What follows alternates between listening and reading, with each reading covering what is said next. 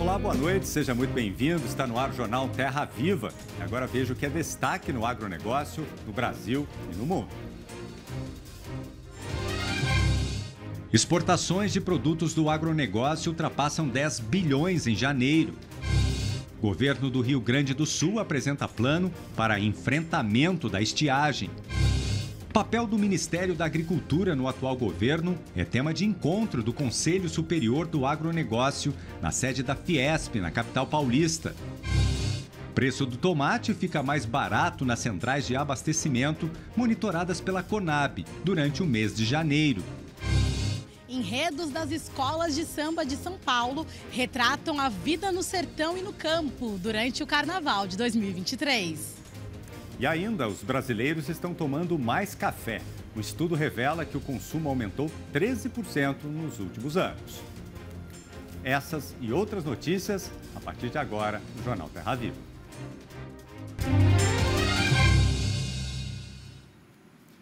E a incidência de gripe aviária em países da América do Sul preocupa não só o setor avícola, pois traz riscos à saúde pública. Porém, especialistas apontam que o fluxo migratório das aves na região pode dificultar a entrada da doença no Brasil. A confirmação de casos de gripe aviária no Uruguai e na Argentina põe o Brasil em alerta. Mas o fluxo migratório das aves na América do Sul pode dificultar a entrada da doença no país. É o que explica o especialista em doença de aves, Lúdio Gomes. A gente tem que considerar a imigração basicamente de aves aquáticas. Essas são de potencial risco para a transmissão. A gente considera a transmissão que acontece na Ásia, principalmente. O grande culpado por contaminação, em 90% dos casos, são as aves aquáticas.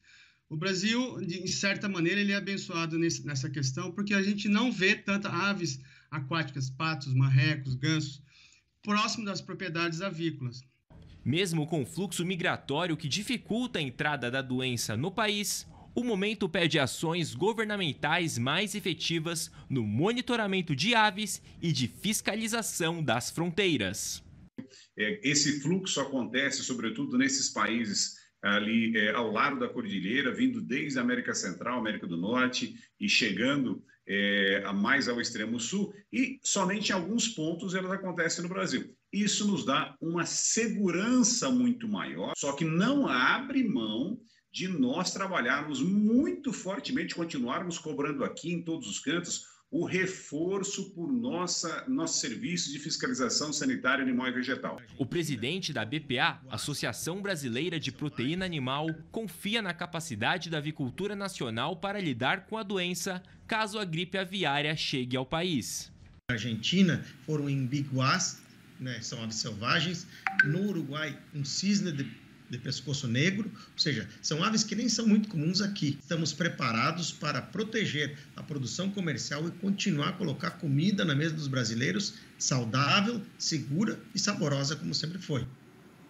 O papel do Ministério da Agricultura no atual governo foi tema de encontro do Conselho Superior do Agronegócio, o COSAG, realizado nesta quinta-feira na Fiesp, em São Paulo. O encontro reuniu líderes do setor que analisaram as principais pautas do agronegócio e como elas devem ser administradas pelo governo federal. Hoje discutimos a ação da Frente Parlamentar do Agronegócio, porque é uma frente muito importante que foi montada já há muitos anos, desde o início do Código Florestal, para que o agronegócio seja ouvido pela sociedade e entendido pela sociedade brasileira.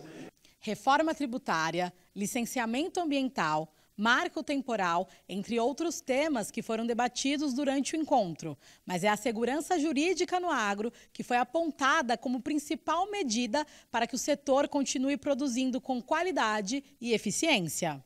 É a segurança jurídica que o agro precisa ter, que é importante para o Brasil, importante para o pequeno, para o médio. Não interessa o tamanho da área que está produzindo ou onde está essas pessoas. Após a reunião, foi lançado o livro Muito Além dos Canaviais, escrito pelo jornalista Ricardo Viveiros, que foi escolhido pelo Conselho para criar esta obra em homenagem a João Guilherme, engenheiro que atuou no cultivo de cana-de-açúcar. O João Guilherme tem uma vida além dos canaviais, onde ele passou toda a história, trajetória dele como pessoa, como profissional. Ele é um ser humano interessantíssimo, ele faz pelo meio ambiente, pela educação, pela saúde, pela cultura. Não esperava, muita generosidade dos amigos aqui que fizeram isso aí. Eles aprontaram um negócio meio surpresa para mim, que eu fiquei meio descontrolado. Ele tinha falado pro Viveiro, ele começou a fazer entrevista da minha vida. Eu falei, olha, quando eu morrer você faz um livro, né? Ele fez antes.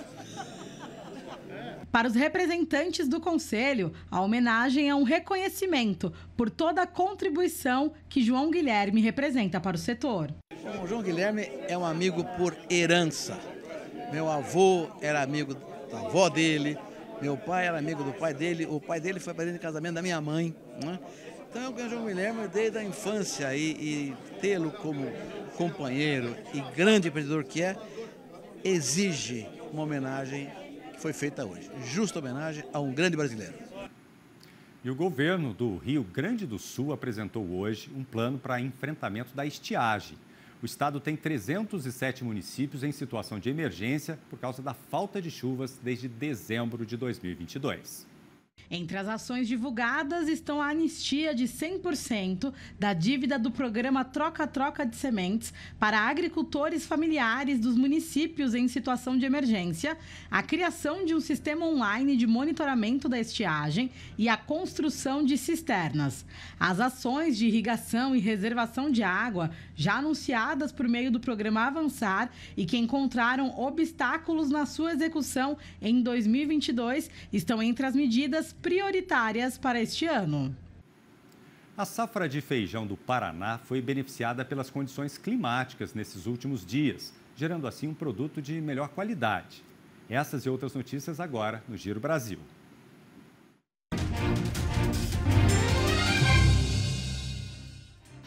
A produção de grãos em São Paulo deverá alcançar 9,5 milhões de toneladas na safra 22-23, uma queda de 2,5% em relação ao ciclo anterior.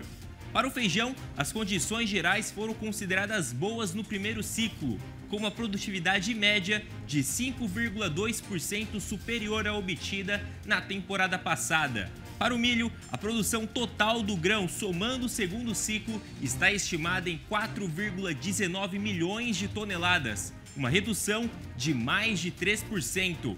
Já a soja apresentou desenvolvimento variado conforme a região. As condições climáticas das últimas semanas no Paraná beneficiaram a colheita do feijão da primeira safra 2022-2023. Ao comparar com antigas safras de climas chuvosos, os agricultores alcançaram um produto de mais qualidade. A primeira safra prevalece na produção de feijão preto e a segunda com plantio do tipo cores. A colheita se estende até o final de março, o que traz resultados positivos ao estado.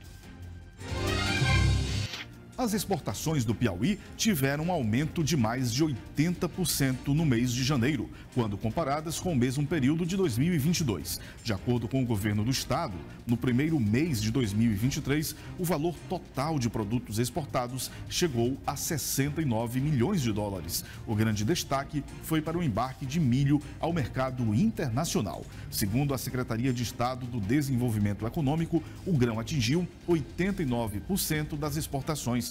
Os municípios que mais produziram foram Uruçuí, Bom Jesus e Baixa Grande do Ribeiro. Já os principais compradores foram a Coreia do Sul, Arábia Saudita, Colômbia e Itália.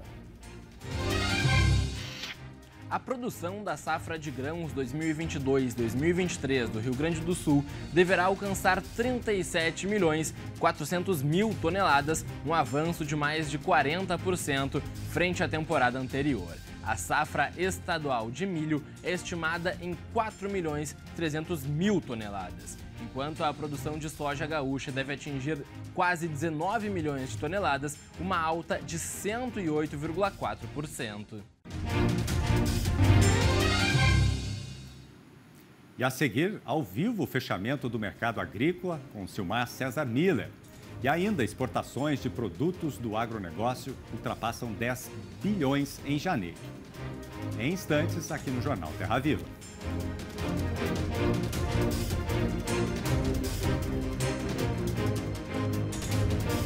O ministro do Desenvolvimento Agrário e Agricultura Familiar, Paulo Teixeira, disse ao programa Voz do Brasil, da EBC, que o governo vai destinar 7,5 bilhões de reais para contratos do Programa Nacional de Fortalecimento da Agricultura Familiar em 2023.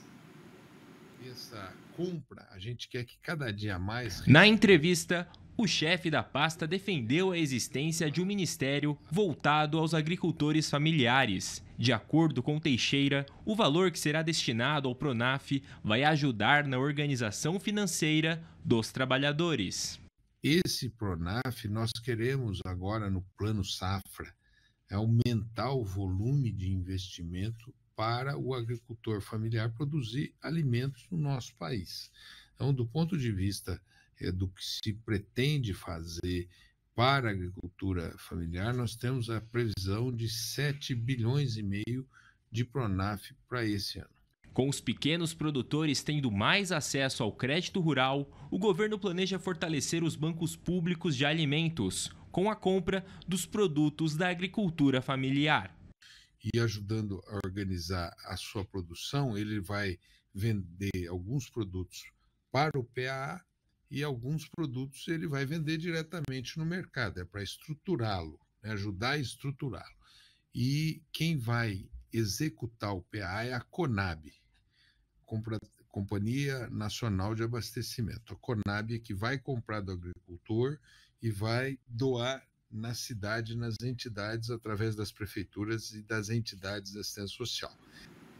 E as exportações de produtos do agronegócio ultrapassaram os 10 bilhões de dólares em janeiro. Os dados foram divulgados hoje pelo Ministério da Agricultura. Com este valor, as vendas externas do agronegócio representaram mais de 44% do valor total exportado pelo Brasil. Segundo a Secretaria de Comércio e Relações Internacionais do Ministério da Agricultura, o valor recorde ocorreu devido ao incremento dos preços médios de exportação e da quantidade embarcada. Os produtos exportados que mais se destacaram neste primeiro mês do ano foram o milho, as carnes bovina, suína e de frango, e também o açúcar.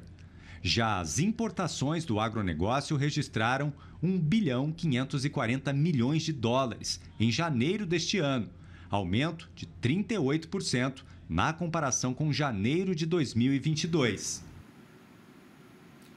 E vamos ao Agri Tendências de hoje com Silmar César Miller.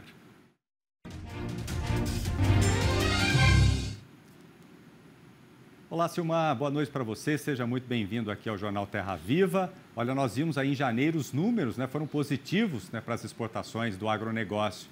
E agora em fevereiro, hein? Quais são os números e o que a gente pode esperar? Seja muito bem-vindo. Muito boa noite, Vinícius, boa noite aos nossos amigos do canal Terra Viva. Pois é, a janeiro, na verdade, foi um mês um tanto atípico, porque tivemos uma exportação muito além do normal, especialmente no caso do milho, Não é muito comum, é que o Brasil teve uma excelente safra de milho no ano passado, a demanda está muito boa, porque tem quebra na safra dos nossos principais concorrentes, é o caso da Argentina, aqui do lado, atingida por uma forte seca, é o caso da Ucrânia, prejudicada por conta da guerra, e sem contar a quebra da safra dos Estados Unidos no final do ano passado. Então, o Brasil ficou meio sozinho no mercado internacional de milho, e o milho foi o grande puxador desse excelente resultado aí, apontado aqui no mês de janeiro, que não é um mês de muito faturamento. E isso aconteceu, efetivamente, basicamente por conta do milho, além do desempenho positivo de outros produtos, como carne bovina e o açúcar, excepcionalmente. Agora, em fevereiro, o milho começa a escassear, os excedentes exportáveis do Brasil, tendência de uma exportação praticamente a metade do que foi no mês de janeiro, no caso do milho. Em compensação, a entrada em cena agora da soja. A soja que teve um atraso na sua colheita e, consequentemente, nas exportações, no caso do mês de janeiro, fevereiro agora começa a engrenar. A expectativa aqui da Associação dos Exportadores de Cereais é que a exportação de soja pode chegar a mais de 9 milhões de toneladas agora no mês de fevereiro, ou seja, que é 10 vezes mais do que foi embarcado em janeiro. Então, a soja agora dar uma atração nova às exportações brasileiras, e daqui para frente vai ser muita soja para ser embarcada e, consequentemente, vai puxar exportações e faturamento ainda maior do que a gente viu no mês de janeiro. Portanto, agora realmente a coisa começa para valer. Por outro lado, farelo de soja deve começar a crescer também nas suas exportações. Carne bovina deve continuar com bom desempenho, frango também, possivelmente vamos ter um bom desempenho também de carne suína. Agora, tem alguns produtos que começam a dar uma escasseada agora, porque estão entrando no pico da entre-safra. É o caso do açúcar, por exemplo, a entre-safra de cana nesse momento, é o caso do café também.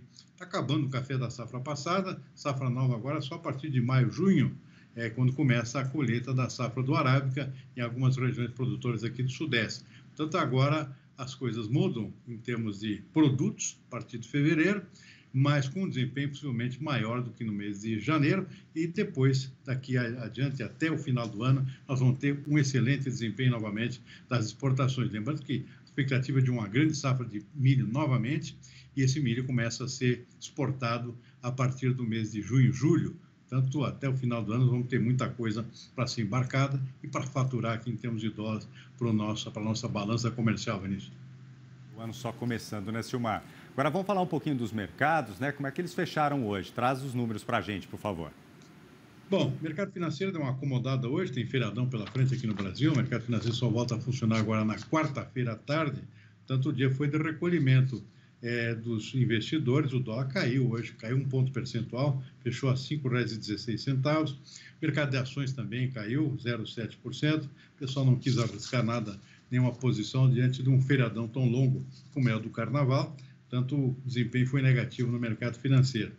Mercado de commodities, destaque para o petróleo lá fora, caiu 2,3% hoje, por conta de perspectiva de que o Banco Central americano vai aumentar ainda mais a taxa de juros para conter a inflação por lá. Isso pode acabar afetando o consumo, a demanda de petróleo, não só nos Estados Unidos, mas no resto do mundo. A economia americana, na verdade, acaba empurrando com a sua aumento dos juros, dando uma atração negativa aqui nos mercados globais, ou seja, no desempenho da economia global, melhor dizendo. Mercado de commodities agrícolas, grãos com soja e milho fechando com leve alta na Bolsa de Chicago, trigo fechou estável.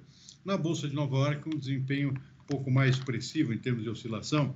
Café arábica deu um salto de 3%. Como eu citei já antes, nós estamos entrando em entre-safra do café. Tem pouco café no mercado, isso está dando uma certa atração no mercado lá fora.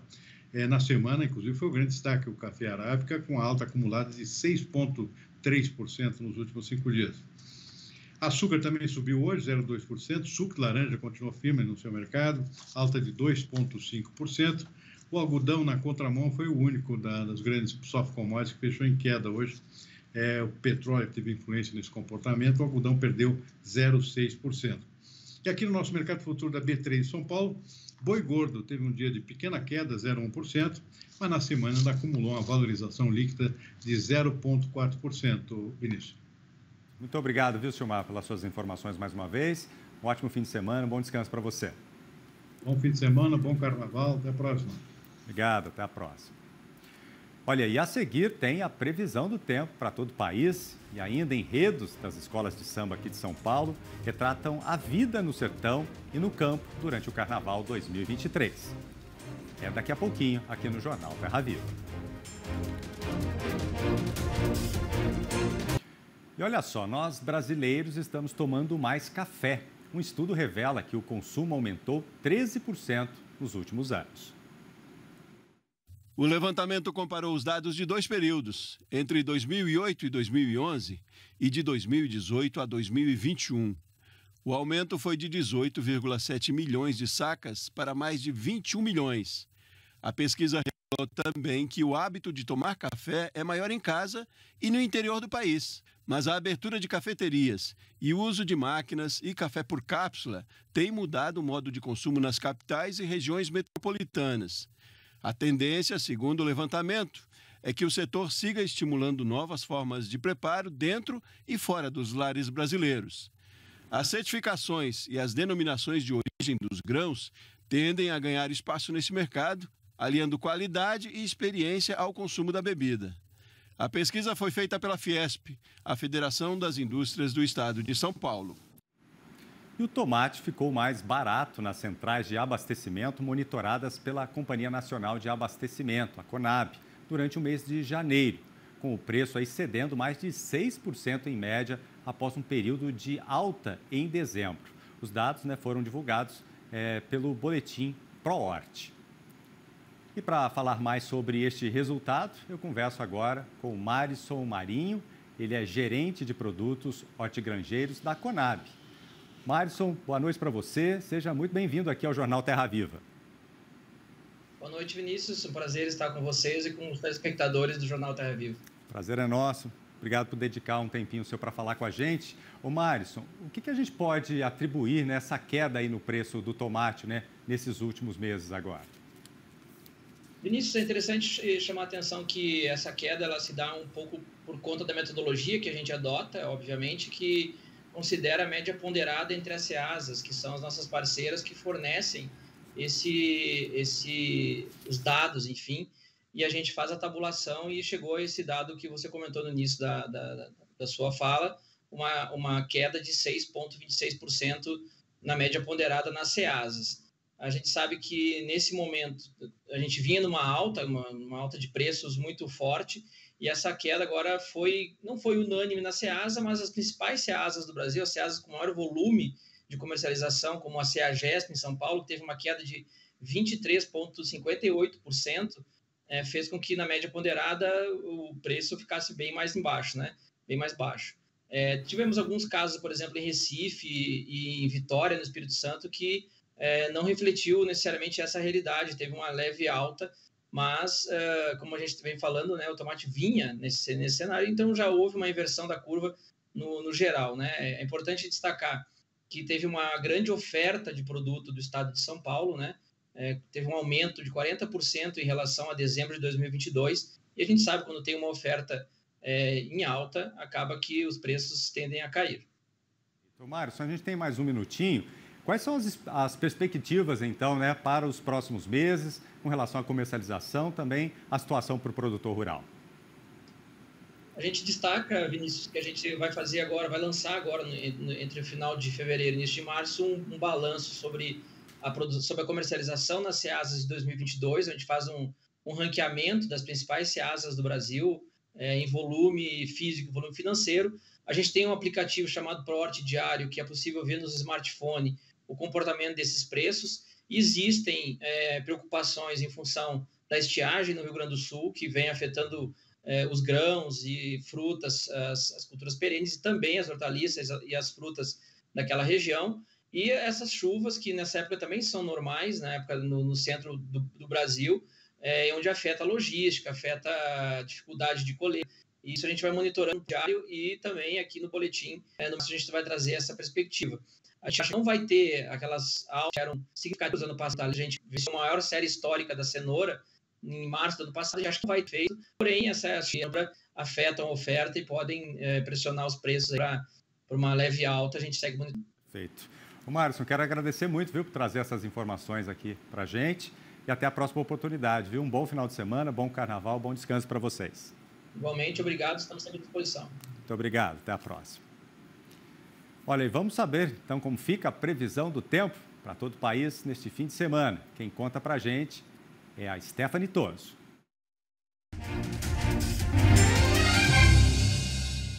Fim de semana de carnaval com muita instabilidade pelo país. No decorrer deste sábado, o destaque segue sendo as temperaturas baixas na região sul do Brasil, com a passagem de outras áreas, sim, com temperaturas baixas, principalmente nas áreas de serra de Santa Catarina. Tem possibilidade até de ocorrência de geada. Agora, boa parte do Rio Grande do Sul, até mesmo o interior catarinense, volta a ter tempo firme. E mesmo com a presença do sol, as temperaturas ficam mais amenas durante o dia. Agora, entre Paraná e São Paulo, previsão ainda de temporais. A chuva é mais volumosa no litoral paulista, Paulista e ainda merece atenção, porque persiste até a noite e madrugada também do domingo. Já entre o sul de Minas, cidade do Rio e Espírito Santo, o sol ainda aparece. A temperatura sobe, mas durante a tarde tem atenção para os temporais. Na cidade do Rio, previsão de chuva durante a noite do sábado e também na madrugada do domingo. Agora no centro-oeste, o destaque também volta a ser os temporais pelo interior de Mato Grosso. Vai ser um dia com muita nebulosidade e ainda chove forte entre Pará, Tocantins e o estado do Maranhão, com aumento das nuvens em São Luís durante todo o dia e predomínio também de céu mais encoberto no sul de Rondônia. O Acre volta a ficar em alerta para temporais e o predomínio é de céu encoberto. A temperatura máxima em Porto Alegre não passa de 25 graus. Já na capital paulista, máxima de 26 e apenas 24 graus em Campo Grande. Agora, no decorrer desses próximos dias e também no domingo, as instabilidades continuam ativas na região sudeste. O litoral do estado de São Paulo, pelo menos até a segunda-feira, pode acumular mais de 100 milímetros de chuva. Agora, entre Goiás, Mato Grosso e o estado de Mato Grosso do Sul, pelo menos até o dia 21 de fevereiro, as instabilidades podem acumular cerca de 40 a 60 milímetros. E no Paraná, a situação ainda é de alerta. Essa chuva novamente causa a paralisação de atividades em campo e também em lavoura. Agora, na semana do dia 22 a 26 de fevereiro, a chuva perde um pouco de intensidade sobre a região sul do país e, novamente, na maior parte do estado gaúcho, onde os acumulados não passam nem de 10 milímetros, mas ainda persiste no sul de Minas, Rio de Janeiro e também no centro e leste de São Paulo. Agora, na costa norte do país, a chuva também continua entre Pará, Amazonas e o estado do Maranhão. Começam hoje os desfiles dos grupos especiais do Carnaval aqui de São Paulo. E neste ano, escolas de samba vão levar para o sambódromo a vida no campo e o sertão pernambucano, retratando a flora, fauna e a caatinga brasileiras. O meu canto vai ecoar, Pérola Negra, meu grande amor, Jair Rodrigues, vamos coroar. Deixa que digam, que pensem, que falem.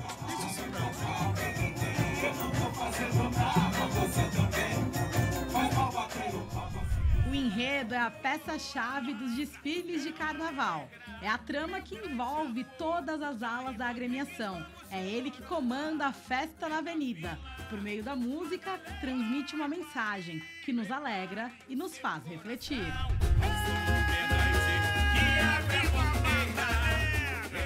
O carnaval, ele é uma festa para o povo, para essas pessoas que vivem, que trabalham muito, que sabe, isso aí foi sempre um manifesto, né?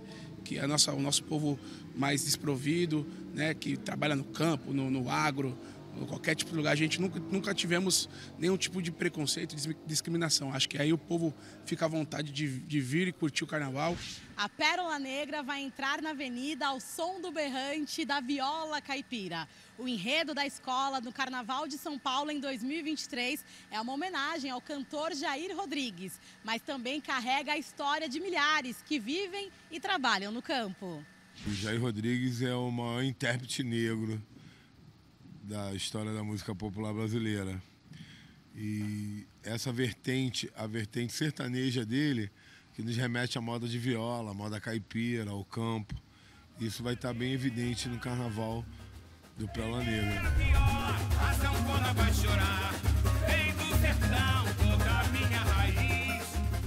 A comissão de frente da Pérola Negra vai abrir o desfile com o Jair Rodrigues na sua versão criança, tocando berrante em cima de um cavalo, anunciando a comitiva.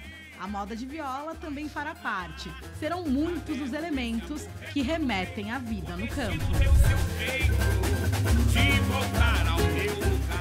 Veio berrante, tem cavalo, tem sanfona, tem porteira, tem muitas coisas legais, muitas de verdade, muita.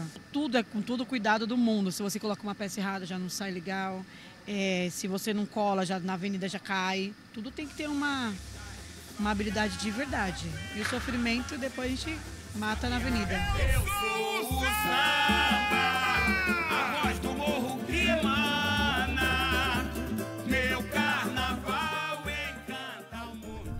Oxente, sou Chachado, sou Nordeste, sou Brasil.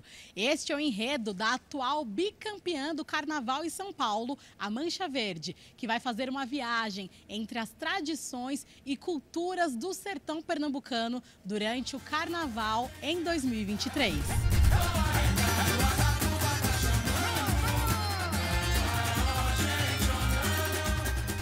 A maneira da gente estar homenageando esse povo tão sofrido e que chegou, até o próprio samba fala, que chegou a hora dele sorrir, né? E a gente vai desenvolver esse enredo de uma forma bem alegre.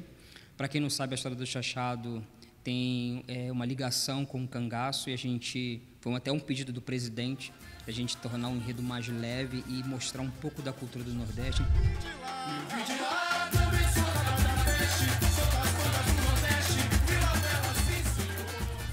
A dança do Chachado foi criada e difundida por Lampião.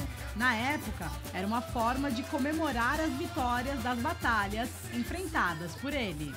É um enredo extremamente cultural, né? É um enredo que a gente aprende demais, inclusive quem criou a dança, né, o Chachado, porque na minha ignorância, e aí eu acho que no desconhecimento de 80% da população do Sul e Sudeste, as pessoas não sabem quem foi Lampião, né? Então é um carnaval extremamente cultural. O enredo da Mancha Verde foi dividido em 4 partes e uma delas vai retratar a flora, fauna e a caatinga. A culinária e outras culturas do sertão pernambucano também tem destaque na apresentação. Faltando pouco para o grande dia, a emoção está à flor da pele, principalmente para quem carrega nas veias essa tradição. Um orgulho muito grande, né? Eu, por ser mulher nordestina, eu vim para aqui para São Paulo faz muitos anos. Então, assim, é um orgulho muito grande. A sua agremiação falar da sua vida, né? E é assim que eu me sinto. Então, assim, fazer parte da Mancha, fazer parte desse enredo, tem, assim, um misto de sentimentos. É maravilhoso, entendeu? É maravilhoso.